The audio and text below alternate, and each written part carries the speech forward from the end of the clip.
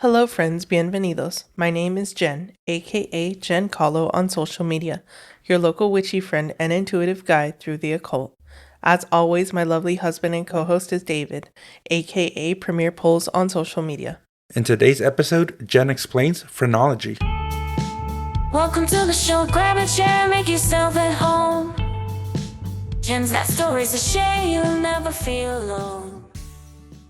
So just some housekeeping. I reached over 1,000 followers as of this morning on TikTok. That's incredible. Good job. I know you've been really good about posting daily, almost daily, right? Almost daily. And it looks like we're growing a little bit. So thank you everybody who's supporting, watching our TikToks, liking, commenting. Obviously that helps feed the algorithm.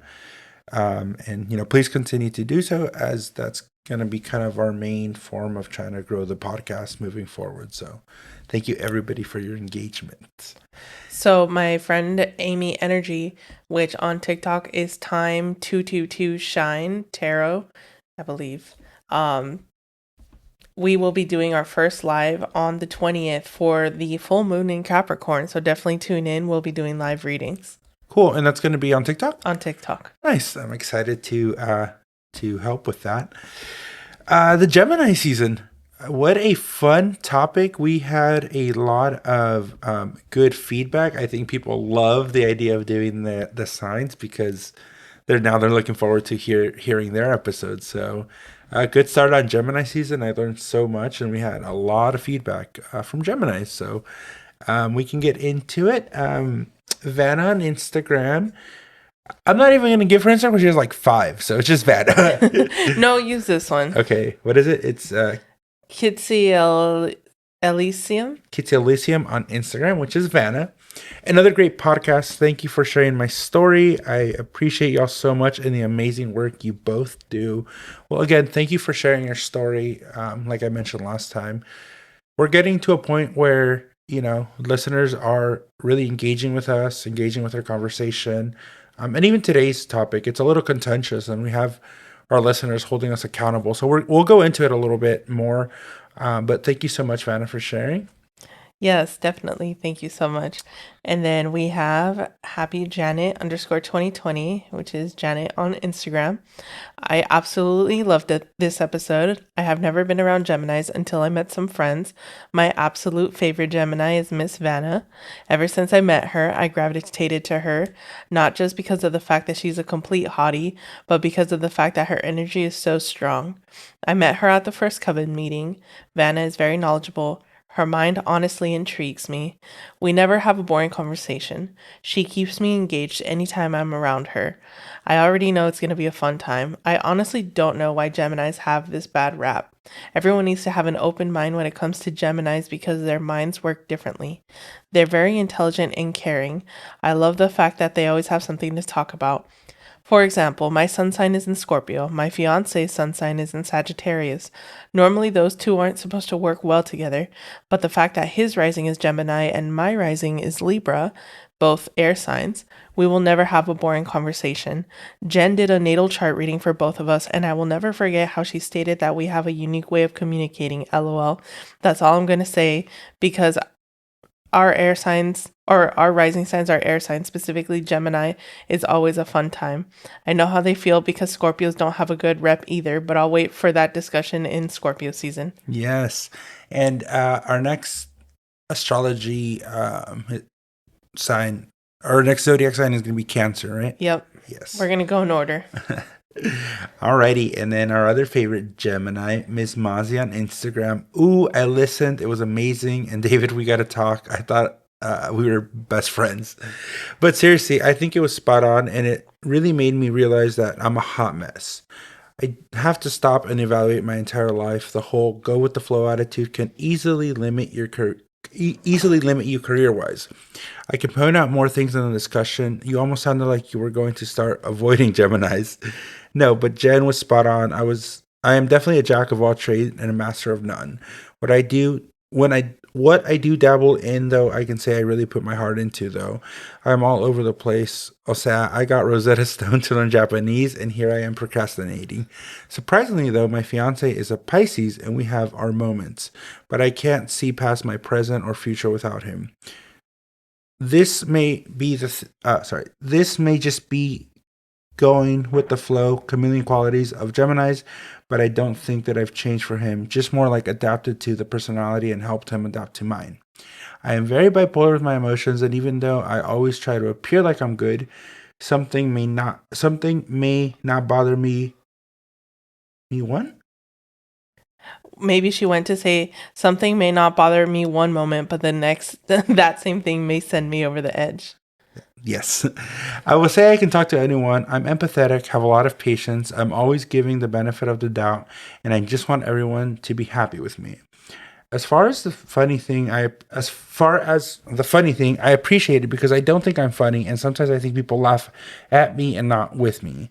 I do like to read a room and feel comfortable before joining in conversation because the last thing I want is for someone to hate me or think negatively of me. As much as I love the moon, I think Jen told me I'm a sun, so maybe that's why the moon, especially the full moon, has me acting out of pocket and forgetting myself if I'm around other people. Anyways, I've gone on enough, and I know that not all Geminis are created equal. So I just point out some personal qualities in my life, good and bad. Oh, and Chicken said I don't know how to admit when I'm wrong, and I don't like to apologize. Even if I've been proved wrong, I just keep trying to justify why I was wrong. So that's a lot. I don't know. I love your description, and I think it's great that you attribute a lot of your characteristics to, these astrological signs and what we talked about last time. But I just think a lot of what you mentioned is being human, right? We want to fit in. We want to, as much as people say like they don't like being people pleasers, I think deep down we all want to kind of please those around us and our friendships. And I think you're an amazing person. We're definitely not laughing at you. Well, maybe sometimes, but no, for the most part, we're laughing with you. And yeah, you're just kind of an amazing person. And what I don't care what zodiac sign you are, I think you'd still be awesome. Yes, we love you and we think you're hilarious, Mozzie. And then Crystal sent me a message and she said, is it very Leo of me to want to hear the episode about my sign more than the others solely because it's about me? Yes, it is. And she's a Leo? Yeah, she is a Leo. So don't worry, we'll get to that after Cancer. It's almost coming up. Yay. And then finally, Joshua Lamoy on Instagram, the Josh, holding us accountable. I love it. For Phrenolgy, are you guys going to go into the radical and racist undertones that it had with comparing different ethnic groups' skulls and making remarks of it, or its history within gender stereotyping? All of the above. The stance here is that Phrenology is bad. Okay. So yeah, no, definitely not a good practice, but because it is woo-woo and occult, we're going to talk about it. So yeah, and not all topics we cover, like we did psychic surgery, we did scammers. It's not all things we endorse. It's just things that I think are not even fascinating, but they obviously have to do with the type of subject matter that we cover on the podcast. But it's also good to kind of explore, and not everything has a positive light, not everything has good outcomes, and not everything is good. But if we don't have these conversations, then it can get lost in just generalities and people not understanding history. And I actually have a good example for that once we get into the examples part. But what is phrenology? Yeah, so first I'll have to say, what is physiognomy, which is face reading? And so a subset of that is phrenology, which is reading the shape and the lumps and bumps of the skull. So it was really popular like early 17th century, 18th century. It fell out of favor in the late 19th century. But yeah, it was pretty popular for a while. There was a guy named Franz Joseph Gall. He was really like the father of phrenology. I believe he was Austrian, and he was more of a showman than a scientist, but he would basically have like a traveling roadshow to show people the quote unquote science of phrenology. And he would have like animal skulls and like chimpanzees and human skulls and be like, if there's a bump here, this means this, or if it's smooth, this means that. And it was used to basically like predict and stereotype everything from like how good you are at math to how likely you're gonna commit crimes to like what type of partner you'd be. It just stereotyped like everything. It ended up being used, of course, to oppress people. They arrested people that had like the crime shaped head Yeah. to arrest them before the crimes happened because quote unquote it was only a matter of time. Yeah. And also unfortunately to keep people institutionalized because they're like, oh, their head is shaped like this, so of course like they need to be in an asylum. And it was just really cruel and really really horrible. Of course, the more like Anglo looking features were of course like the best ones, right? Like if someone had a head shape that is more commonly found in like Anglo-Saxon type of folks, of course that was like the better stuff, and then more POC type of like head shapes. And all of this is genetic. We can't control this. This is just our lineage. So yeah, it was a tool of white supremacy for sure. It was really bad. And, just to clarify, it is a pseudoscience. So it's not based in any scientific reasoning, correct? Yeah, absolute pseudoscience. There is no proof.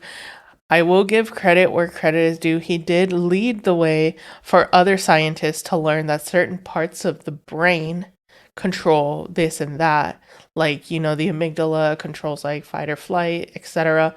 But that's different than the skull because the brain actually controls like neurons and stuff. And, not just certain people of certain like genetic backgrounds and things like that will have certain types of brains, but people will have certain types of skulls. You know what I mean? No, definitely. Yeah, and you're stealing my thunder because that's what I was going to talk about. Yeah, and I mean, there's so many variables, especially when you're speaking about the skull. We obviously have like common ancestors with the great apes, and as we develop, different skulls types developed. And what's really interesting too is, yeah, I've understood this as like it's basically the bumps in your skull that determine everything about you. But there are so many different factors that can affect that. Like if you have a head injury, you're gonna get a bump. Mm-hmm. If maybe you have a haircut, you have a lump, you have this, you have that. There's so many different variables, and there's no way to quantify like, this bump here signifies that you have this trait. It was very popularized in a recent film, Quentin Tarantino's Django. There is a scene where Leonardo DiCaprio, a slave trader and slave owner on a plantation, does bring out a skull and tries to justify saying, hey, like you see, there's bumps here on this skull. It's because, these people are inferior. They don't know what, they're just not as developed as you mentioned, like as the Anglo people are developed. So, yeah, very sad, but unfortunately, like just in those days, the 1700s, 1800s, I think any and every excuse that could be used to help radically keep down a population, a race, a type of people would be implemented. And then justifications made, right? We can go as far as like lobotomies of the 1800s, 1900s. It's the diagnosis was what? Hysteria? Was like, okay, this person just doesn't know how to control themselves, so let's put a spike in their brain and kill the person they are. So, or at best, give them a vibrator. I know, right? Yeah, that was the quote unquote cure for hysteria. Yeah. Anything more about phrenology? Yeah, there's definitely, unfortunately, like a woo-woo spiritual to alt-right pipeline. Just really bad actors sort of twisting this beautiful spiritual world to try to further their agenda. So always just be careful with what you consume and do research about its origins. I have people coming to me being like, is this rooted in anything problematic? And I have to tell them like, yeah, that's not good. Like, But I appreciate my friends that tell me stuff because like there are things that I don't realize that are rooted in like white supremacy or anti-Semitic stuff or whatever, this, that, and the third. Like the lizard people conspiracy theory, that's anti-Semitic. Old school cartoons with like witches that had green skin, that's anti-Semitic. Like there's so much problematic stuff. Or like there's some stuff going around called like star seeds, and it's just a rip off of the Bible, and it's used to like basically have people like that believe in aliens eventually get a more open mind to the Bible and reconvert to Christianity. Like Yeah, it's the pipeline, like you it's said. wild. Yeah. And I think it's also good to know what you're engaging or interested in. The reason what I was talking about earlier was the famous thing with phrenology. You see it a lot nowadays. They have like a head, like kind of like a bust, but more of a sculpture of a head, and it has like outlines of it, and it has all the breakdowns of what supposedly the bumps mean. But those types of pieces are so ubiquitous with like spiritual shops, botanicas, and I think like it has an aesthetic, so people are like, "Ooh, this is cool. This is interesting." It almost looks like palm reading, but if you really know what you're talking about, then it can be very worrisome. When we were on our cruise, when we did the episode about astrocartography, they had a display with all these kind of old timey things, and they had a phrenology head on there. And you know, obviously, I think it goes to show that not everybody researches what that means. The good thing is, it sounds like it's been disproven recently, but I'm sure there's people that kind of still practice the idea of like, oh, okay, these bumps say this, or this head shape means that. You know? So if you're in a shop, I mean, always advocate. You know, I know, like I said, it's very ubiquitous. You go out, and it's kind of like when you have the palm and it kind of has the lines and it tells you what each line is. Usually, there's like a phrenology model next to it showing the different parts of the skull. So keep an eye out if you're in those shops, and you know, if you feel like you want to say something, say something. If not, at least you know where the history comes from. Yeah, at least you know, and you could tell the people in your close circle. Yeah. And I actually requested this episode because I was intrigued by the idea. So I didn't know that there was a connection because, I'm going to go into it a little bit about the brain, but I was kind of intrigued, thinking that I wonder if the study of the anatomy of the brain and not the skull started with this belief. And it sounds like maybe it was some sort of pipeline. So again, unfortunately, there has been a lot of human development, human progress based on things that have very bad background. So it's not the first time in history we've been able to develop science, develop medicine, develop a better understanding of human anatomy and physiology based on some horrific experiments in the past. But yeah, basically my take on this is, obviously this is a pseudoscience, but there is obviously science to the anatomy and neuroscience of the brain, right? Just a quick psychology 101. I had to rack my brain for all my textbooks back in, over 10 years ago. But as we know it, different parts of the brain control different parts of just our being, our personality, everything, right? It's about a 10-pound mass of gray matter.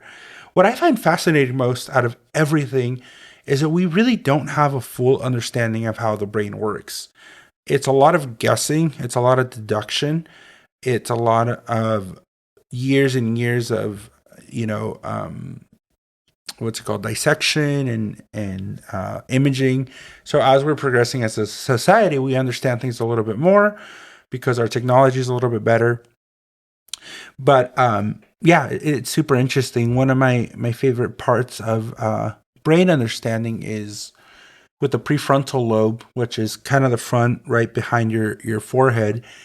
It's kind of been already shown that doesn't fully develop until you're about 23, 25. I think there might be some variables in age based on like gender, but I don't think it's too massive. I think female-bodied individuals develop a prefrontal lobe a little quicker than male-bodied individuals. However, what the prefrontal lobe is responsible for is kind of general cognition, decision making. So a lot of times, it's more of a reaction. And when your prefrontal lobe is fully developed, you're able to think things through a little bit more, have a better understanding of consequences and kind of what your actions can have. Another great part of kind of that brain anatomy is the occipital lobe. That's responsible for more of how we interpret all the stimuli that we have. So like that's where we process like sight, our senses. And then there's also the nervous system, which I think is super interesting because the nervous system is a straight shot. It bypasses all cognition, meaning like when you go to the doctor and they hit your knee with a little hammer and you don't consciously think of like your knee kicking, or when you touch something hot and you immediately remove your hand, there's no cognitive thought to that. It's just our nervous. It's a direct line to the brain saying, hey, you're in danger, and it reacts to it. And then finally, another, I think, fascinating part of the brain anatomy is the things that are self-regulated. So like the medulla oblongata, that's a little piece right in the center of your brain that connects to your spinal cord. And that's responsible for all like the things you don't think about that are necessary to live, like your blood pressure, your heartbeat, breathing, all that is related to that part of the area. So, I think it's fascinating. It's wild because that part is like kind of in the center. So it's the most, I would say, maybe protected part. And that part is basically, if you lose that part, you're kind of done for. And then the other incredible thing is the idea of neuroplasticity, meaning if there is trauma to the brain, not always, but the brain has a way of being able to make up for certain lapses. So you can have significant trauma. Actually, the brain is pretty resistant. I mean, to an extent, but parts of your brain that could be damaged, the other parts of your brain kind of pick up the slack. And in certain cases, maybe you don't go back to full functioning, but you can live a pretty normal life. The way it's protected is there's cerebral fluid. So it's basically like a big ball of gray matter that's kind of floating in your skull, which to me is kind of crazy because you think about it, it's like a little jellyfish in there just like floating in some fluid. And then lastly, it's, everything we know is based on the electrical impulses of your neurons. And the anatomy of the neurons are also super interesting because they don't look like any other cells in your body. And also, if you lose a neuron, that's it. They don't grow back. But basically, there's a bunch of receptors, and there's like it almost looks like I don't know how to explain it. Like those sticky hands that you throw and hit. So like the hand is like where the nucleus is, and the little sticky thing.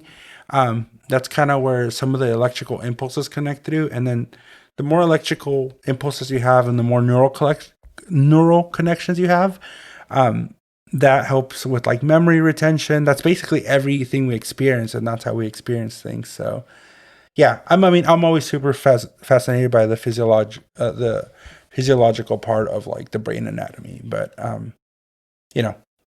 I think it's great that now we have an understanding, not a full understanding, but a better understanding. And at least, maybe something good came of something really bad. Yeah. But that's my spiel. It's sort of like the road to hell is paved with good intentions, but the opposite of this, like hellish acts lead to scientific discovery. Breakthroughs, yeah. It's sad. It is sad, but I think it's also cool that we're able to study ourselves. The brain is also the only, I think, thing in the world that's named itself, if you think about it.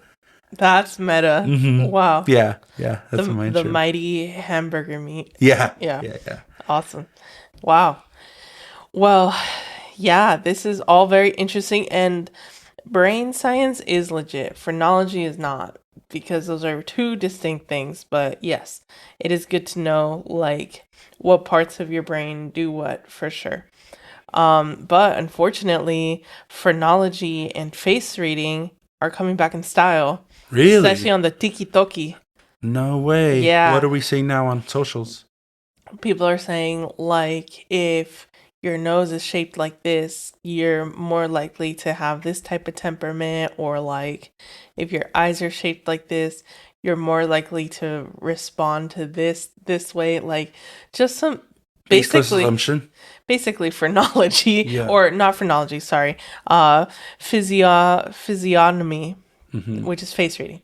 Yeah, total pseudoscience, absolutely has some like racial undertones, a lot of stereotyping, not backed by science at all. So yeah, it's very concerning. Another sort of variation of that, which is not like, so I guess there are different levels of nefariousness. Like the face reading is like, oh, you're more likely to, I don't know, be better at art if your lips are shaped like this. That seems kind of harmless, right? But then we go deeper. There's something called looks maxing recently, which I don't know if y'all have heard about this, or have you heard about looks maxing? I've never heard of looks maxing. Is Okay. it like a newer concept or something that's developed out of something? Have you seen those memes with like the Chad looking meme with like the guy with the square jaw that like looks handsome? It's a drawn meme. The No, Chad face. I don't think so. Mm, okay. Well, if y'all know what I'm talking about, I'll have to show you and you'll know exactly what I'm talking about. But there's like a Chad face, which is like the good guy, and then a guy with softer features, which is like the bad guy.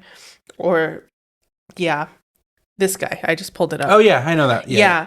So that is basically like a very racist version of face reading, and people are starting to take that meme, what started as a meme, into assuming things about like themselves and others. So a lot of people will troll people's lives and be like, "Oh, you need to mew more," which is like a facial exercise to enhance like your face shape, and then you'll be worth something, basically. Really? I've Yeah, never seen anything like that. you're probably on better parts of the internet Yeah, than I am. I don't know what your algorithm is showing. I've never heard such a thing. Yeah, that's actually happening like a lot.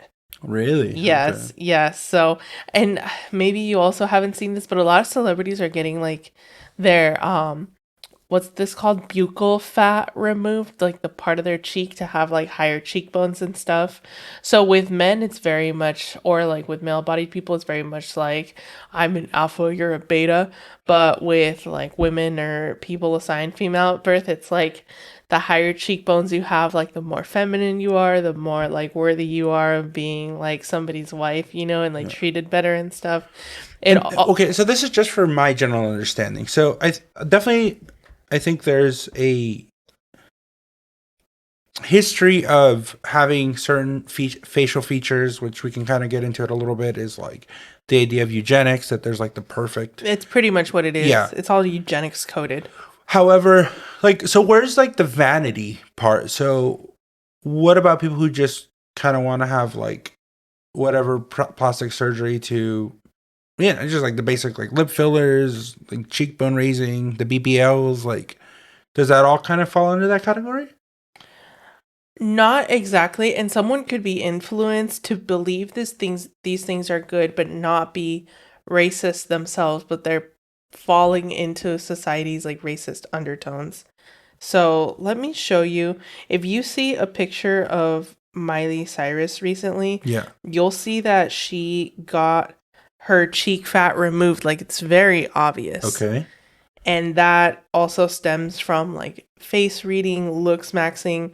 It's But I guess I'm just trying to find the connection. Like, how is that different from somebody just trying to be in the zeitgeist of like, this is what's popular now, right? Because we definitely go into waves of like, these body types, these facial features are popular now. And, sometimes they're not. So I'm just kind of curious, like, where the connection is. Like, okay, let's take Miley Cyrus specifically. Like, do you think when she got that procedure done, it was based in like, I want to look more Anglo or follow? no, and that's what I'm saying. People that think this is trendy and just like this looks good why do you think it looks so good? It had to originate from somewhere. And usually that somewhere is white supremacy. A lot of fashion is rooted in white supremacy. And like people with like sharper like facial features, that all comes from like European beauty standards. Okay, Like so we okay, so we're talking about the generalized European white Anglo beauty standards here. Okay, yeah, I mean, and I'm not trying to defend or anything, but it just societally, it also is interesting how things can get so washed. It's almost like sea stone. Like he goes through the ocean so many times, it comes out different, right? Mhm. Because I don't think people who are like going to get necessarily like plastic surgery are are like consciously saying like I'm trying to adhere to the stereotype. No, of Yeah. course not. No, no. Oh no, but I have a point though. However, like there is a lot of that internalized. Like, hey, I think like a closer connection is the idea of skin bleaching creams. Of Mhm. like people who have darker skin tones, and it's there's a huge market. I Absolutely. don't know so much if it's like here in the U.S., but in the Caribbean and India, I mean, that's a lucrative business of like creams that can lighten your skin, creams that can, change your complexion.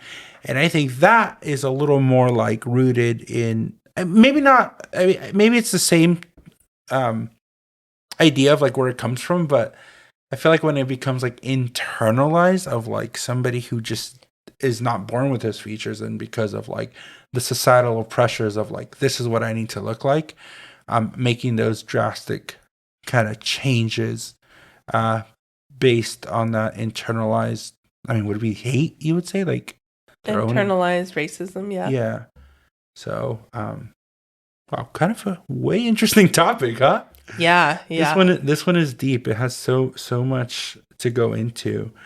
Um, And then a modern example of like punishing people based off of like what they look like because of an algorithm or assumption is AI. A lot of the AI surveillance is misidentifying people of color more than people that are not people of color. correct. So, Yeah, I've seen examples, and I think even with like autonomous driving, there's been significant examples where the cars will unfortunately like hit darker complexions or like mhm. not be able to recognize certain complexions. Yeah. Yeah, and then there's the oh gosh, what's that idea of like the perfect face? I forget what that's called. Golden ratio. Is it the golden ratio? Because the golden ratio is in the face, right? Mhm. Yeah, I'm kind of curious now if that probably has some. It is. Yeah, Yes. because it's like the symmetrical parts of Yeah. everything. Yeah. Yeah. And it's just so interesting and hypocritical. Everyone wants a BBL now, but black women, Latino women have had like more voluptuous bodies and they've like been made fun of for it. Before BBLs were popular, like J-Lo, people would talk about how fat J-Lo's ass is when it was popular to be skinny like Paris Hilton. Not to dig on Paris Hilton, she's great, but I'm just saying like the stark contrast of Yeah. how thin Paris was in the like early 2000s and then how everyone would talk shit about J-Lo's butt. Yeah. But now it's like, oh, it looks great because it's on a white person. I You see. know? Yeah. To lighten the subject a little bit, what is up with BBLs? I still don't understand it. Do they insert like silicone or what's the deal? It depends on the route people take, but they use the preferred method from what I've heard is to take fat from one part of the body, like excess fat, to another part of the body. Okay. And if you don't have excess fat, then yeah, probably just Do you use like other people's fat? maybe I don't know about that, Yeah. but like silicone for sure. I mean, there's like an underworld, especially earlier on, maybe even now with like the trans women community that can't afford like proper feminization procedures. They'll just fill themselves with silicone, have like injection parties and stuff like that. Ah, okay. Yeah. Yeah, the BBL really took off recently, huh? Yeah, yeah, and that's the word is evading me right now. It's like appropriation Yeah. because it's like, you'll talk about and gawk at people of color that have that body shape, but all of a sudden when it's on like a white woman, oh, it's beautiful. Yeah.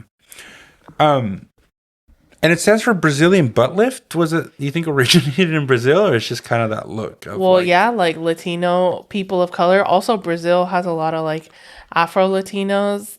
Yeah, they've naturally been gifted that fat ass. And it's like, we all wish we could have it, right? So, yeah, it definitely was. I mean, I'm good. You have a natural BBL because you're a person of color. I don't have a BBL. Yes, you do. You have a fat ass. You're saying I have cakes for days? You do have cakes for days. Oh my gosh. You're being rude right now. I'm going to end this podcast. Hey, people would pay good money for that. I guess. Anyways. Yeah, this topic has definitely this topic definitely has us going down a rabbit hole. I'm kind of interested to see what our listeners are going to say about this, because we're all over the place today. We are. I could talk. Yeah, I normally don't go as like deep into. I know, I can tell. Yeah, I was like, this is the one episode where I can really let it out. Yeah. How I really feel. But yeah. But yeah, I mean, interesting. Kind of going back to our original topic with this, which is phrenology. You said it was like a traveling circus thing. So did this person just have like skulls with him of all different mammals? Mm-hmm. Wow. And he also brought like live chimps. Oh, what did he do with that? Basically compare their skulls to skulls of people of color. Oh, really? Yeah, and say that they're low IQ because they look like monkeys. Yeah. Wow. And I've seen the phrenology chart, and it, I don't know, I guess it's very sugared, watered down as far as like it makes it look like it's something good and understanding. And if you, I mean, I think a lot of people have seen it. Maybe they don't know it's called phrenology, but I'm sure like if you take a picture of, or if you see a picture of it, you're like, oh yeah, it's a very famous model. I have actually never seen a phrenology model until our cruise. Really? Yeah. Oh, you got to look closer because they're everywhere, especially in really? Like, yeah, especially. So how it goes is, again, I think it has to do a lot of the aesthetic. Most people who have them in the shops, I don't think know of the contemptuous background that it comes from. But it's usually, if you go into a spiritual shop, they have the palm. Yeah. Right? And the palm has the lines. Yeah. So next to the palm, almost always is also the phrenology. And then there's like also Reiki, like that famous like chakra poster. Chakras, yeah. Like all that kind of goes hand in hand. So maybe we'll start doing a little game, seeing how many phrenology models we can find out in the wild. Oh, Lord. But I'm looking at it right now, and it doesn't even match like the actual anatomy of what I talked about earlier. Yeah. So, I mean, kind of a miss on this dude. I mean, given the racial undertones aside, like, he didn't even hit it at all. Like, I'm looking at some of the things. So for example, we're going to take the prefrontal cortex, which I mentioned was in charge of, like, decision-making, and it's not fully developed. So where that sits on the skull within the phrenology scale, it just says it kind of controls, like, it says perceptive thoughts. So like you can understand time, order, color, weight. So kind of like that. They completely messed it up because that almost sounds a little more like the occipital lobe of how we interpret things. So that's already a miss. And then in the occipital lobe, which is kind of the back, it talks about how we can interact with like friendships and kind of the domestic part of like our relationships. So, I mean, it's completely off. Like, this guy didn't even hit it. Like, for all this shit we went through and all the problems he caused, like, not even close. Yeah, he just kind of like opened the door, opened the idea, but definitely not on the money, like, at all. Yeah. Awesome. Well, anything else on the subject? I could go on about this for days, so no. Well, specifically about phrenology. Yeah, just be careful about the information you consume and like where are these archetypes and stereotypes coming from. Yeah. And then as a reminder, like, do your research. You know, this again, this is an entertainment podcast, so we don't always have like all the answers. This is kind of just our generic research. But if there's more that you want to know about it, I think it is worth educating yourself on, you know, these things, or maybe things that you even practice or have in your daily life where you don't know kind of where they come from. It'd be good to just do your research on everything. Is there phrenology if I think Lucy, my pit bull skull, is cute? Because she has that little like line that goes behind her head, and I love to massage it. And be careful, because you just spent the better part of half an hour shitting on this science, rightfully so, and we're not going to equate it to animals. So this is me calling you out now. I was just trying to lighten this mood because Lucy's right here doing Lucy things. Didn't have too many questions on this one. I don't think we explained it last week, so I'm not sure if people knew what. No, just that question from Josh, and thanks for checking on us. But yeah. Josh, I hope you do hear this episode, because we try to stay true to our word, as well as, like, again, have accountability for the subjects that we talk about. But I would be super interested to know maybe your thoughts on this episode, and also like kind of what you know about the practice and what your 2 cents are, and we can definitely discuss it in next week's episode. Yeah, kind of a shorter episode. Like you said, I don't know if there's too much more you want to go into specific about this, but why don't we take these last couple of minutes to talk about the next few episodes? That way, if people don't know what they are, then they can ask their questions. Yeah, so the next one, just because we did Gemini season later into Gemini season, we're actually going to be in Cancer season pretty soon. So next week, we're going to do Cancer season. So if you're Cancer, stay tuned for that. Yep. And then after that, we're going to do Twin Flames, which if you don't know what that is, it's the belief that there is like one or a few special people that you are destined to be with, like karmically, and that most of the time you have to make it work like at all costs. So another contentious episode. Yeah. Yeah, we got to throw in some fun stuff. Well, I think the Cancer season's going to be Cancer fun. season. I love Cancers. Yeah. So for all my Cancer people out there, just kind of keep an eye out on that one. Definitely. And then if you have, does that cover all of June? Mm-hmm. Wow. And then we have July. Yeah. We have July way in advance. We do. Okay. Yes. Do you want to kind of give the people a heads up? Yeah, let me log in to Canva real quick. Here we go. Oh, yeah. So we're going to do Cancer season, Twin Flames, Saturn returns. I'm currently in my Saturn return, fun fact. I feel like you've been in your Saturn return for like the last 20 years. This shit, I know, right? Yeah. I thought you were going to say for the last year. I was going to say this shit takes a while, but my whole life, definitely. I feel like you're always in Saturn returns. Yes, I really am. After that, Portals. After that, Altars. After that, it's Leo season. And after that, Serendipity. Oh, okay, cool. Those are a couple subjects that I've been requesting. Mm-hmm. Cool. So for Twin Flames, so people are ready. Isn't there like a documentary that came out recently about that? Yeah, let's not talk about that because they have some beefy lawyers. Okay, never mind. Should have warned me. As you can tell, we kind of do this podcast on the fly, so sometimes we don't coordinate what we're going to say.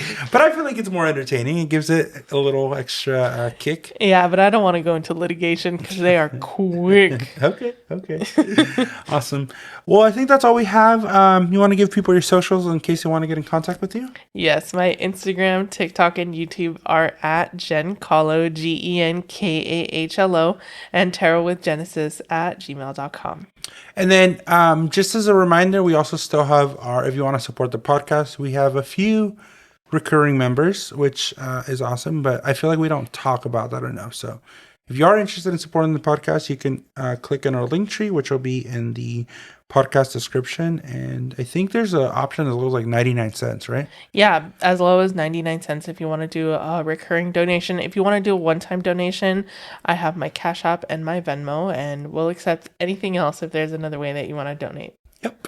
All right, everybody. Well, thank you so much for listening. A super interesting topic. I think this is the most fired up. I've seen you for an episode, so I'm kind of curious what the reception's going to be. We'll see. We'll see. But I just feel like you can't oppress a certain group of people. Like, that's just not right. Yeah. And that's what I'm about. I'm about helping people see the beauty and magic within themselves. And I feel like I'd be remiss if I gave in to some BS that oppresses a group of people. Yeah. We also don't want to be hypocritical. Kind of practice what we preach also. I do practice what I preach. Yeah. Awesome. All right, everybody. Thank you so much for listening. Remember, the magic within you makes the world a more beautiful place. Blessed be, and signing off.